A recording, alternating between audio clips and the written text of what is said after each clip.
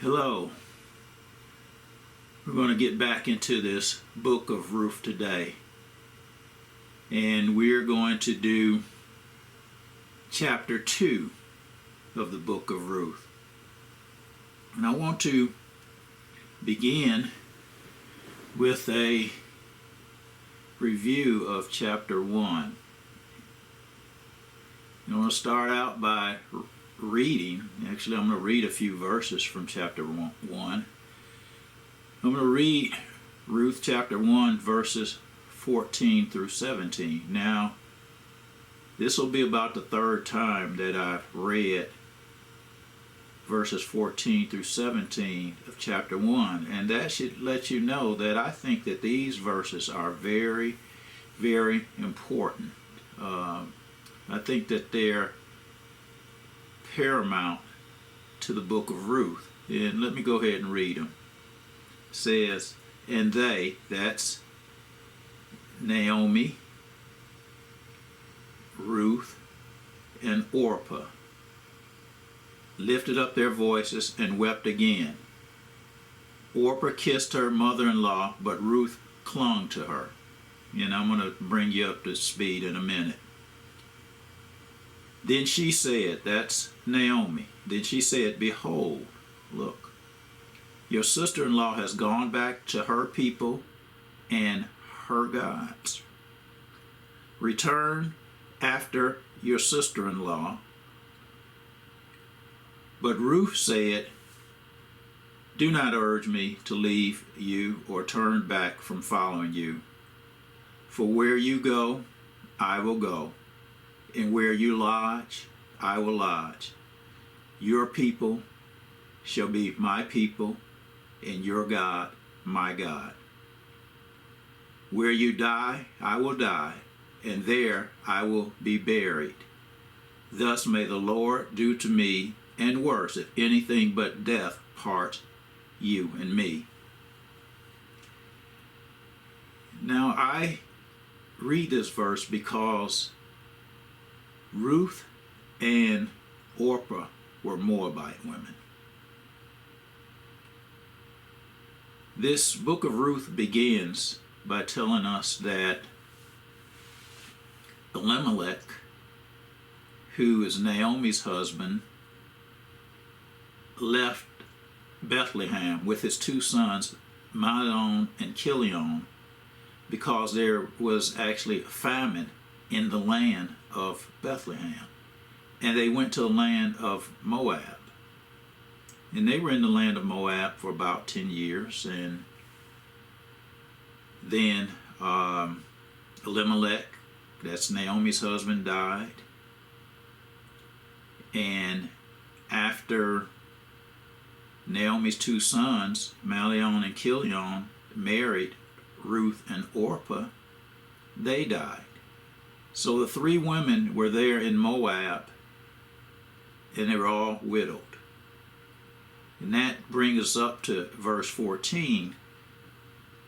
Now, in the last time I had mentioned, in the last verse of this chapter 1, I want to read it and just make one quick comment on it, and then we will go to chapter 2 of the book. And verse 22 reads, so Naomi returned, and with her Ruth. See, by this time, Orpah went back to her Moabite people.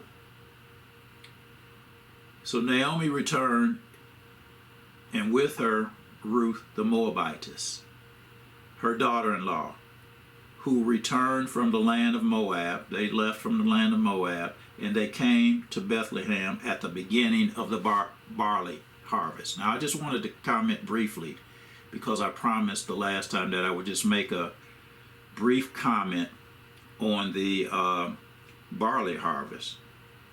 The barley harvest took place in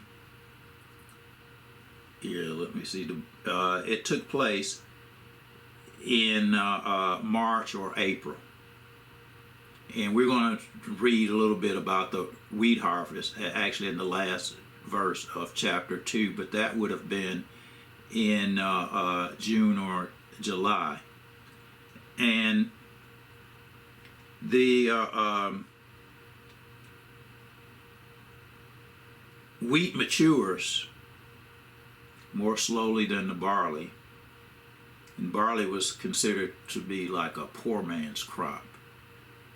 You know, I wanted to just touch on this because I think that it's important that we get as much information and understand as much as we possibly can from the Word to really to understand what God is telling us. And I think I'm going to comment more on that as we go along, not specifically on the harvest, but really on understanding the Word of God. So now let's go ahead and move on into chapter 2 of this book. And I'm going to read the first 3 verses. Now Naomi had a kinsman of her husband, a man of great wealth of the family of Elimelech, whose name was Boaz. And Ruth the Moabitess said to Naomi, "Please let me go to the field and glean among the ears of grain, after one in whose sight I may find favor." And she said to her, "Go, my daughter." So she departed and went and gleaned in the field after the reapers, and she happened to come on the portion of the field belonging to Boaz, who was of the family of Elimelech. Now, in verse 1, the word that is translated as wealth, let me read it again. Now Naomi had a kinsman of her husband, a man of great wealth of the family of Elimelech, whose name was Boaz. So this word that is translated as wealth, which is the Hebrew word hayil, I hope I'm pronouncing it correctly. Here, let me click on it. I can click on it and pronounce it, have the computer pronounce it for me. Hayil. So I said hayil. Pronunciation is not overly important for me, but it kind of helps to hear something. So this word of great wealth, in Ruth chapter 3 verse 11, we're going to see this word used again. And let me go ahead and read Ruth 3:11, but it's going to be translated much differently there. And I think that this is really important. This was pointed out by a scholar, by a man by the name of Dan Block. And he does the New American Commentary. Let me go ahead and read it, and then I'll talk about why I believe that this is important. And again, I got this from him. He says, "Now, my daughter, do not fear." Now, this is Boaz, I believe, talking to Ruth. "Now, my daughter, do not fear. I will do for you whatever you ask. For all my people in the city know that you are a woman of excellence." Now, this word excellence here is the same word, the exact same Hebrew word that is translated as wealth. Now, Boaz did have a lot of land, and he had servants, and so he was a man of means. But Daniel Block believes, and this makes sense to me, that Hayel in verse 1 in Ruth 2:1 should be translated as noble or more noble, referring to Boaz's character. as opposed to his monetary wealth. And again, it's not that he was not a man of great wealth or a man of means. Remember, I had indicated in the last lesson that Boaz, I don't believe that Boaz left Bethlehem during the famine. I believe that he stayed there along with some of the other people. But we're going to see that Boaz was in fact a noble man, a man of great character. And Ruth, the Moabitess, now again, notice that we're still distinguishing her. In that last verse that I read in chapter 1, she had said, that's Ruth had said that she was going to make Naomi's gods her God, and Naomi's people her people. So notice that the author, and I'm going to comment more on this as we go along, but the author of this book of Ruth, which many scholars, most scholars believe is Samuel, it distinguishes her as a Moabitess. So Ruth the Moabitess said to Naomi, "Please let me go to the field and glean among the ears of grain after one in whose sight I may find favor." And she, as Naomi said, "Go, my daughter." Now, I think that this verse is really getting into the heart of God and God's really caring for all of his people. I mean, when you become a follower of God, God cares for you, and God looks, or he desires all people, every human being on this earth, to follow after him. And I'm going to read some verses from the Old Testament to illustrate the point, and then maybe I'll comment a little bit more. I'm going to read from Leviticus 19, verses 9 and 10. And these verses read, "Now when you," this is God talking to Israel, "now when you reap the harvest of your land, you shall not reap to the very corners of your field, nor shall you gather the gleanings of your harvest, nor shall you glean your vineyard, nor shall you gather the fallen fruit of your vineyard. You shall leave them for who? For the needy and for the stranger. I am the Lord your God."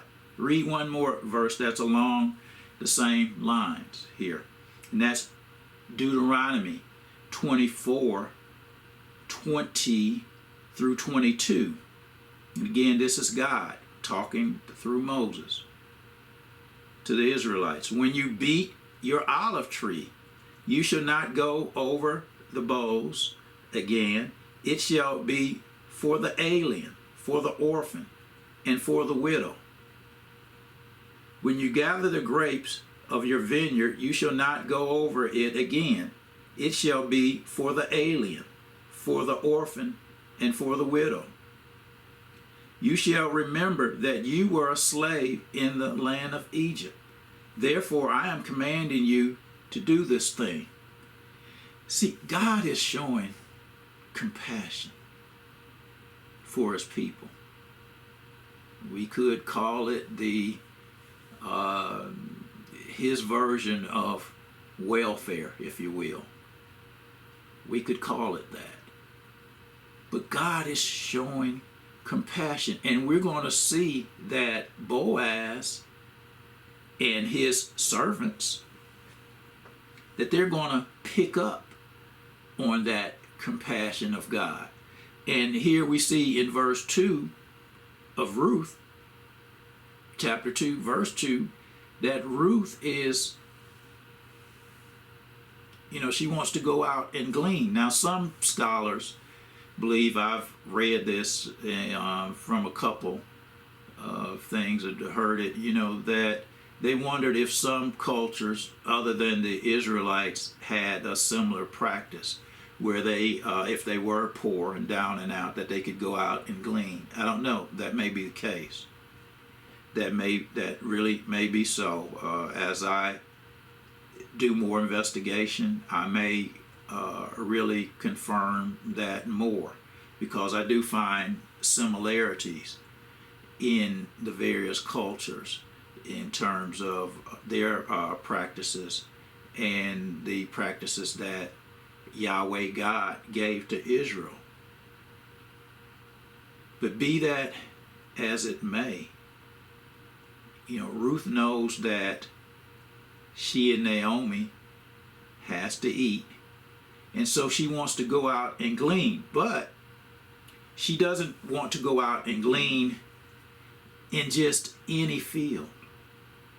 She wants to go out and glean in a place where she would find favor. And Ruth, or Naomi, tells her to go ahead. So we get to verse 3, but let me make one more comment on verse 2 before we go to verse 3. When I first began to read the Bible, I don't know, that's been many, many years ago, I can remember distinctly thinking, that the God of the Old Testament seemed to be different than the God of the New Testament. I almost thought of them as being different gods. The God of the Old Testament seemed to be more harsh and not as forgiving, didn't seem to have as much grace as the God of the New Testament. And as I began to read more carefully, even as I'm reading more carefully now, this book of Ruth, begin to see that it's the same God. That he was gracious and that he showed mercy in the Old Testament, and that in the New Testament he showed righteousness and justice. There was no difference. The words were the same, but I went back and read more carefully. Now, some people, maybe the better readers, would have picked that up in one reading. I don't know. I've been really talking about analytical reading, reading more in depth, but I missed that when I read through the first time, and I mention that because I know I've heard other people make similar comments. Now let's go to verse 3. So she departed, that's Ruth departed, and went and gleaned in the field after the reapers, and she happened to come to a portion of the field belonging to Boaz, who was of the family of Elimelech.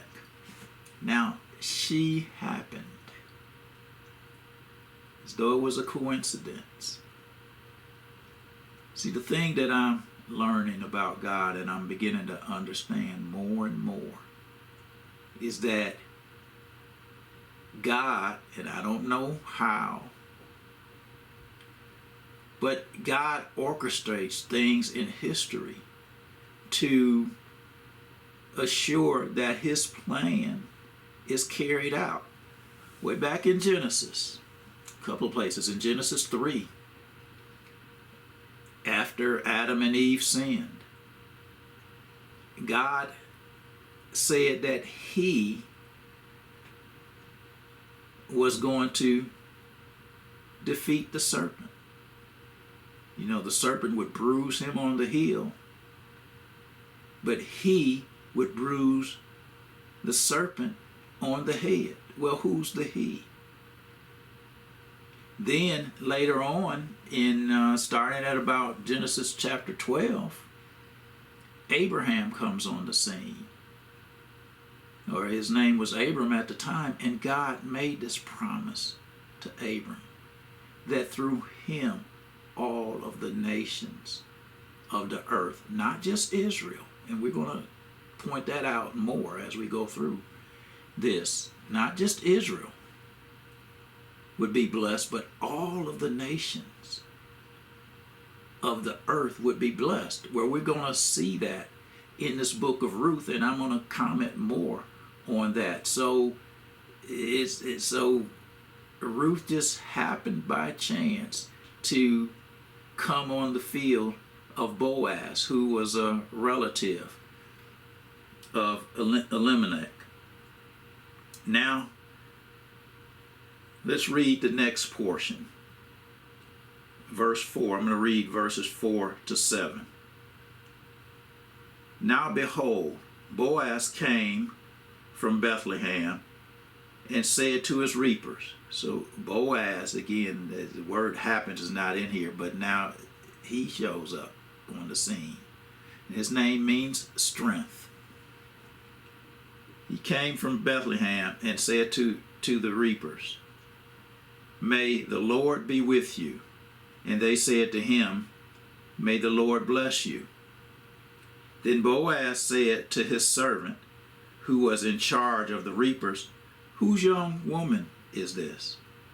The servant in charge of the reapers replied, "She is the young Moabite woman who returned with Naomi from the land of Moab." And she said, "Please," that's Ruth, said, "Please let me glean and gather after the reapers among the sheaves." Thus she came and has remained from the morning until now. She has been sitting in the house for a little while. So let's talk about these verses a little bit. In verse 4, again, Boaz just happened to show up as Ruth was coming in to the field, and he gave his reapers a friendly greeting. You know, many of the scholars believe that this was a common greeting, but I think that Boaz is really showing his character in the sense that, you know, some rich men, you know, in that first verse we read that he was a man of wealth, depending upon, again, how you translate it. And I think most translators do translate it as wealth. Most translators don't translate it the way that Daniel Block thinks that it should be translated. And again, I'm not a Hebrew scholar. By no means am I a Hebrew scholar. But I think that not only is Boaz's character being pointed out here, but the character of the people that are working for him. Because when Ruth came to the field, I mean, what if the servant had said, "No, you know, no, you just, you know, you just move on. Don't bother us."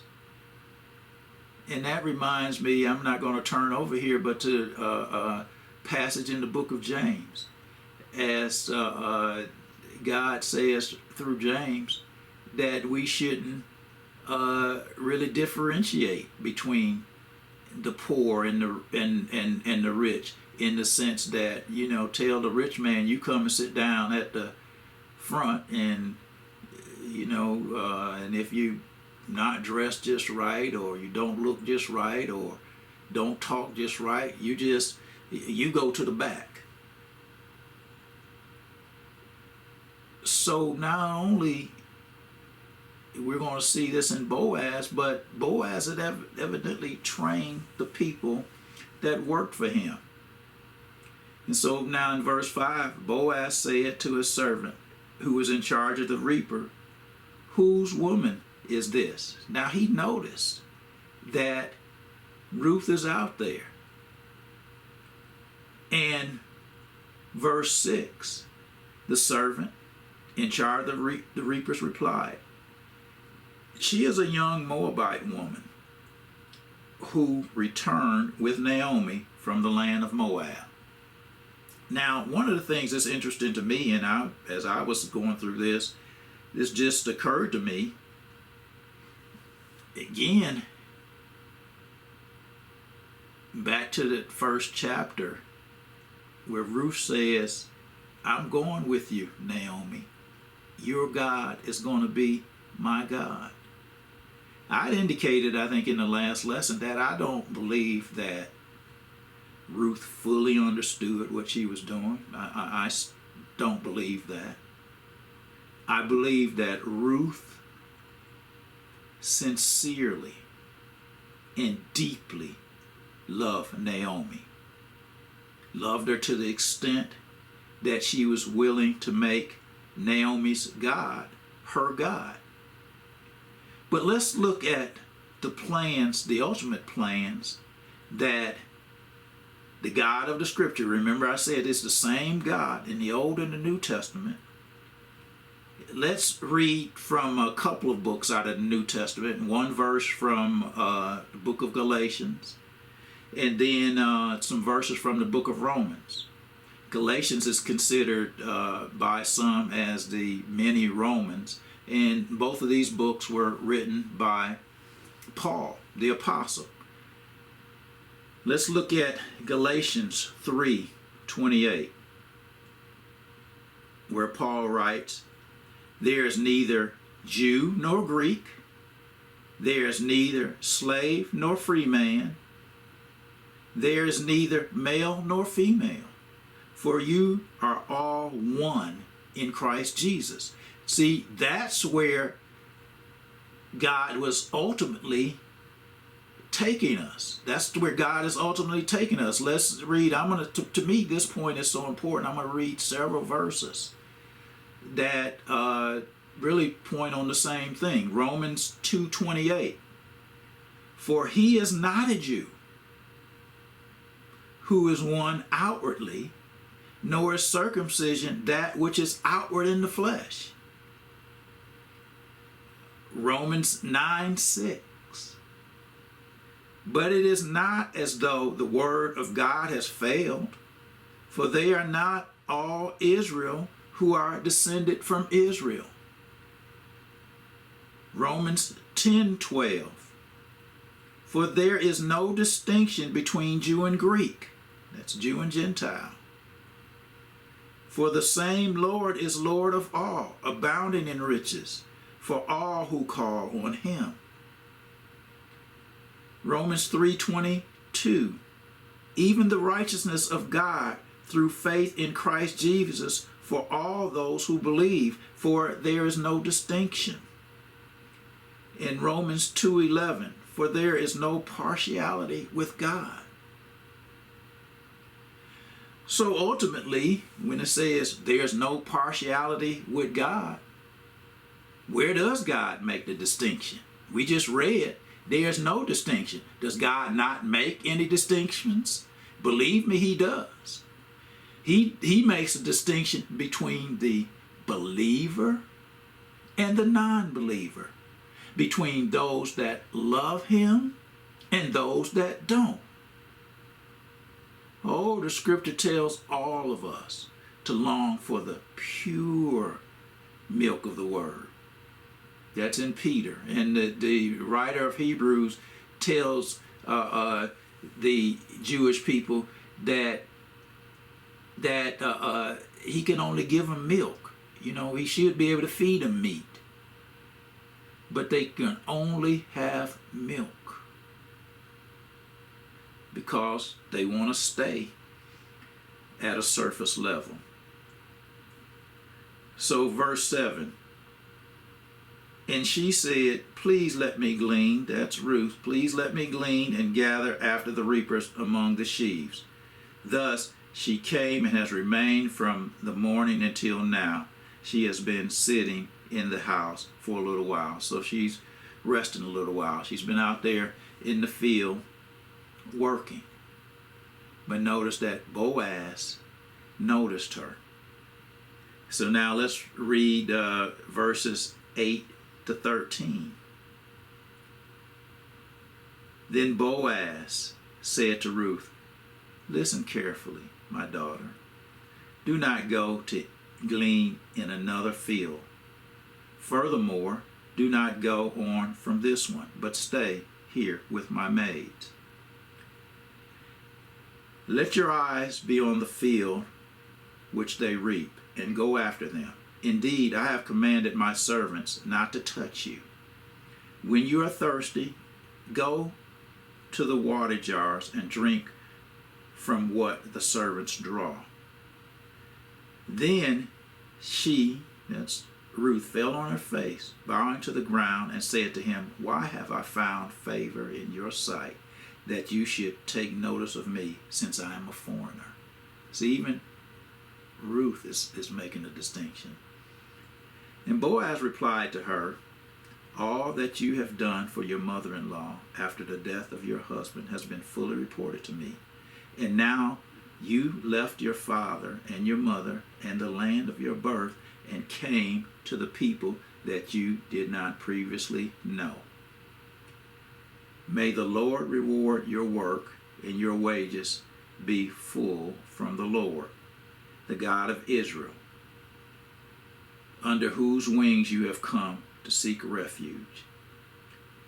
Then she said, I have found favor in your sight, my Lord, for you have comforted me, and indeed have spoken kindly to your maidservant, though I am not like one of your maidservants. Boy, as I read that, and as I read that, I just see the love that's being poured out by Boaz.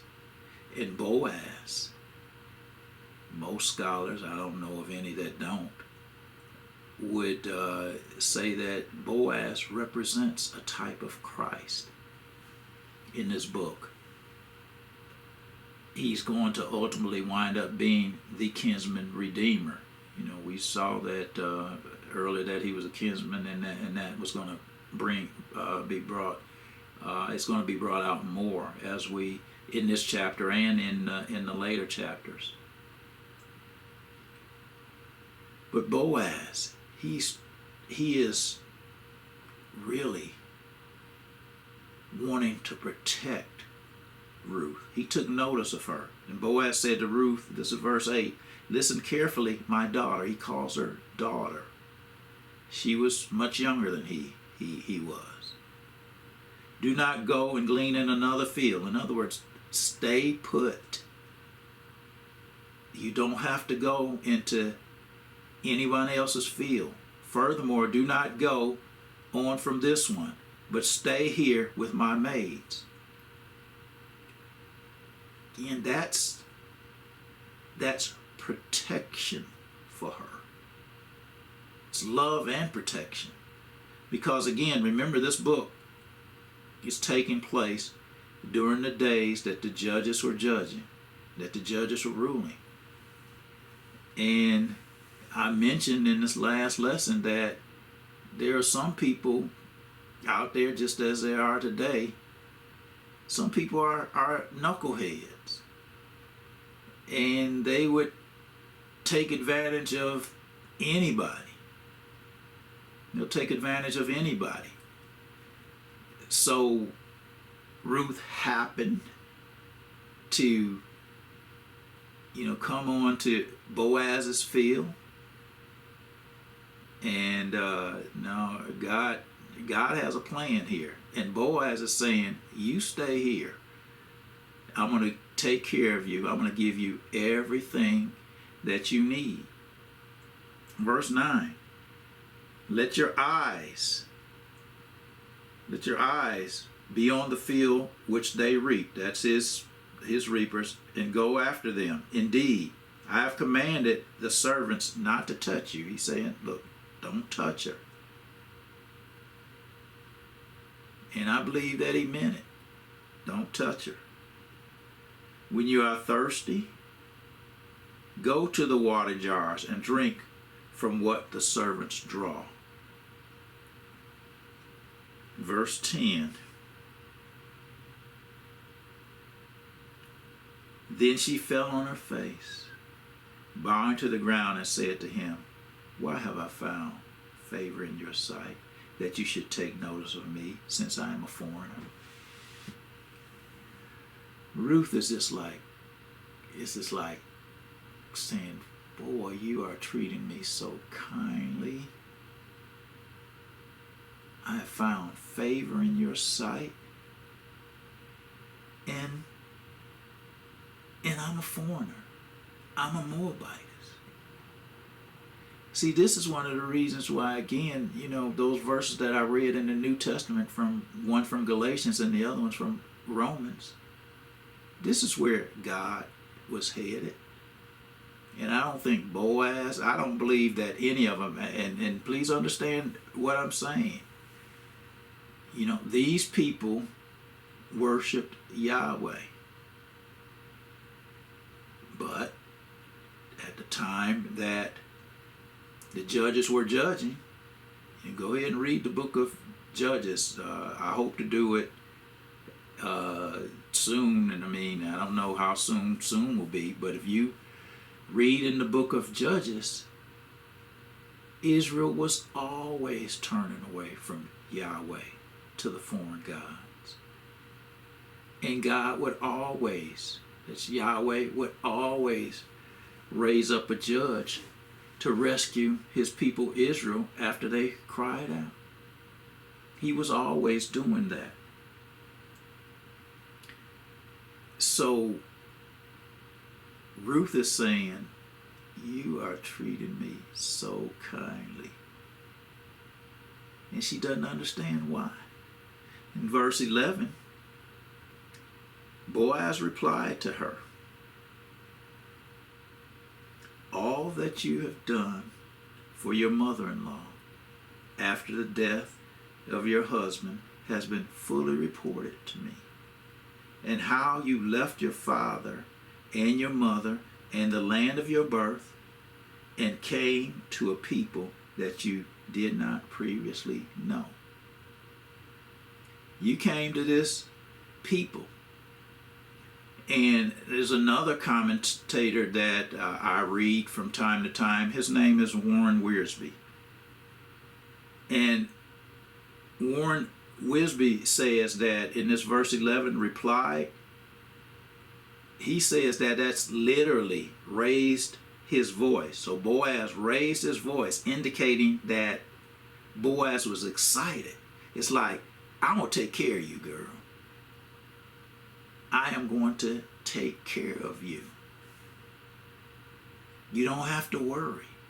And he wasn't nonchalant about it. He was excited about it.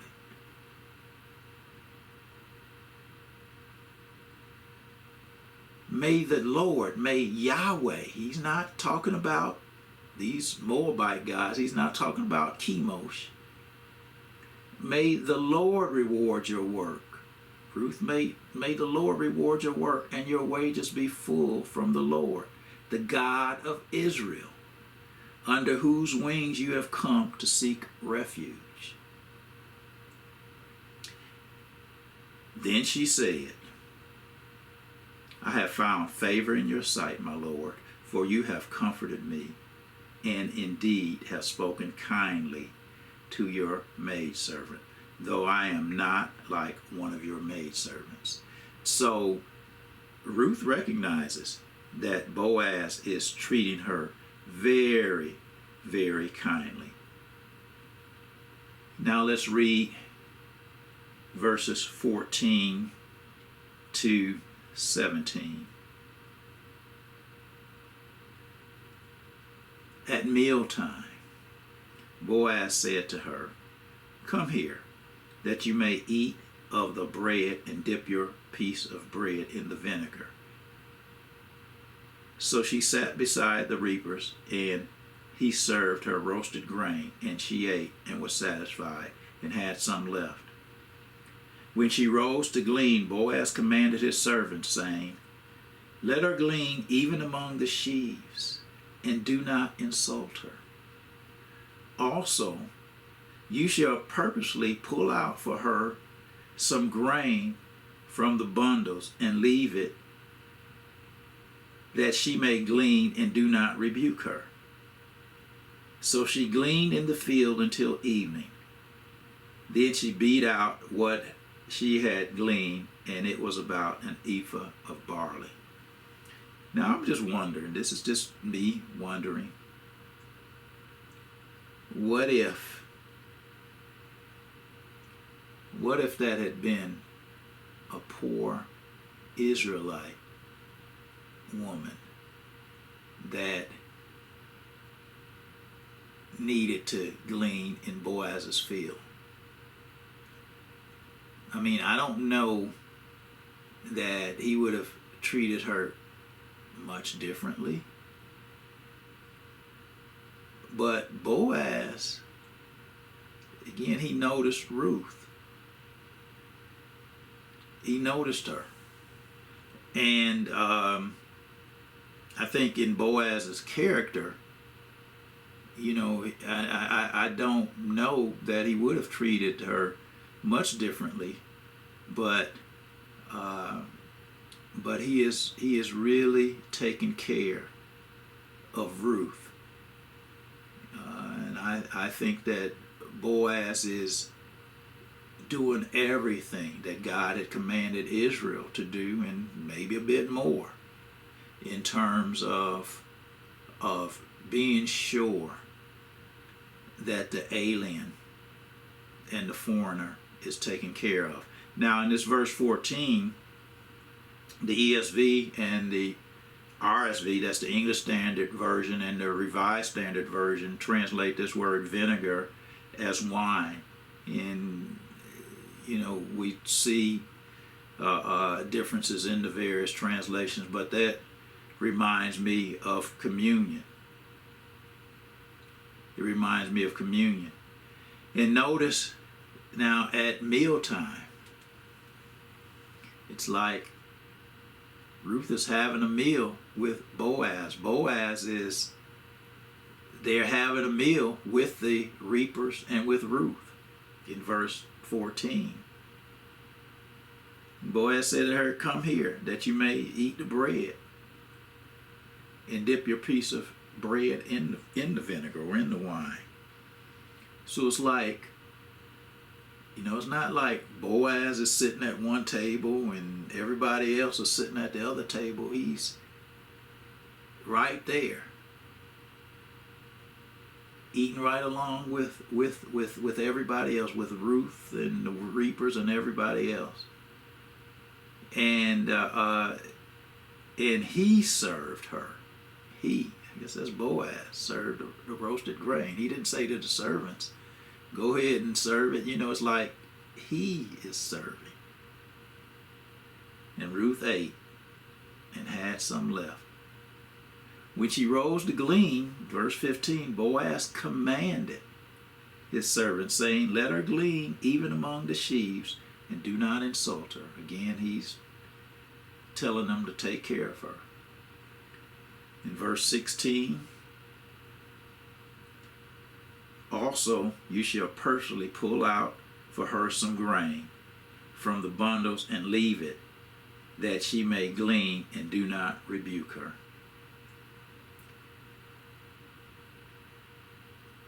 So verse 17, "So she gleaned in the field until evening," so they've been out there working all day, "and she beat out what she had gleaned, and it was about an ephah of barley."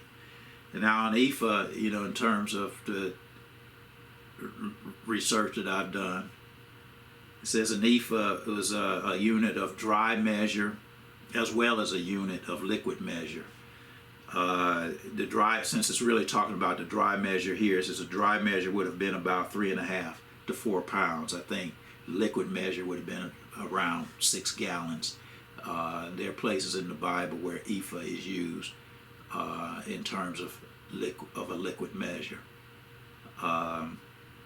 It's broken out. Most places that you look really break it out in terms of biblical terms, such as hand and all of that. And I just wanted to briefly break that out into more common English.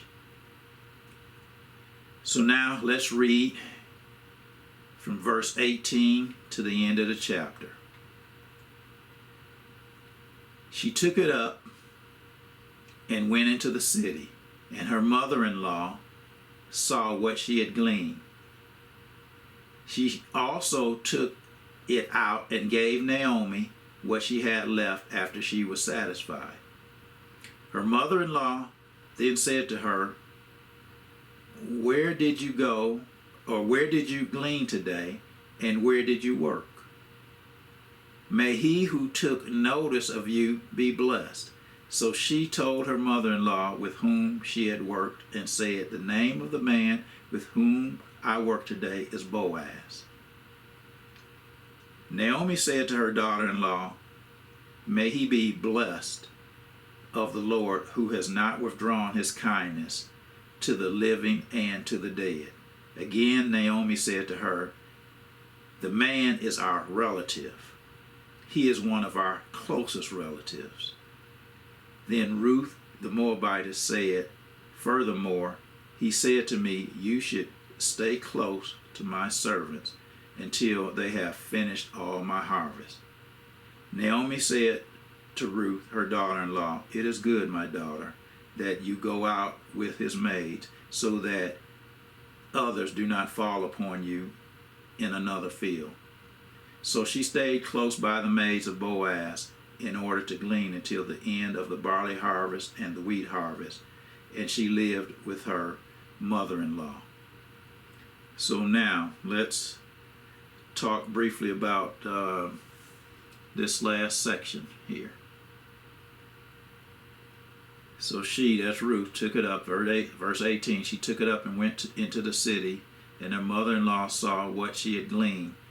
See, Naomi, when Ruth came back with all that food, it was like Naomi noticed. She didn't just come back with a little bit of food. It was enough food to keep them for a while.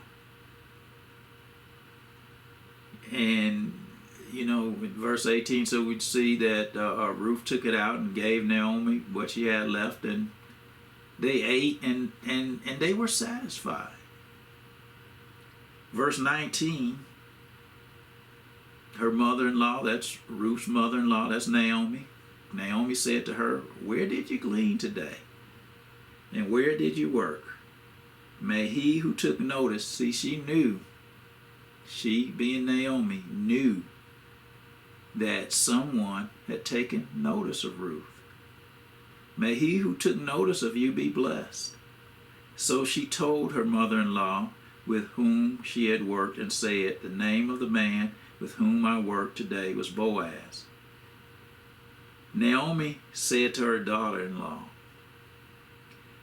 this is verse 20, Naomi said to her daughter-in-law, "May he be blessed of the Lord, who has not withdrawn his kindness to the living and to the dead." Again Naomi said to her, "The man is our relative. He is one of our closest relatives." Now notice, I don't know if you recall, if you were with me the last time, Naomi was saying, "Don't call me Naomi. Call me bitter." She said that she went into the land of Moab full, and she came back empty. And it was like she was blaming God. But it's like now her demeanor has changed. It is completely changed. And one of the things that I want to point out in verse 20 is that there are different Hebrew words that are used, as even was used in verse 1, where it talked about, in verse 1, it talked about a kinsman. And here we see relative used in verse 20, and then closest relatives used. Well, in verse 1, there's a Hebrew word that's it's yada, I believe. I didn't actually write it down in my notes, so now I'm going here from memory. It's yada, but it has to do with touch or closeness, and it's translated as kinsman in verse 1. But I really wanted to distinguish between the two verbs. See, this is why, and I guess everyone, is maybe is not able to do this or don't have the inclination to do this. But I just happened to notice this, just happened to look, that even relative and closest relatives are two different Hebrew words. Karab is used for relative, and Gal or Goel, I've heard it pronounced Goel, is used for closest relative. It's this kinsman that is going to do the redeeming. Now, I didn't, I could have pulled up the reports that I could have pulled up that really have gone into a lot of detail as to exactly how these words are used in other places. But I just think that it's really interesting that they're different Hebrew words. So verse 21, and I'm going to go ahead and wrap this up. Then Ruth the Moabitess said, "Furthermore, he said to me, you should stay close to my servants until they have finished all my harvest."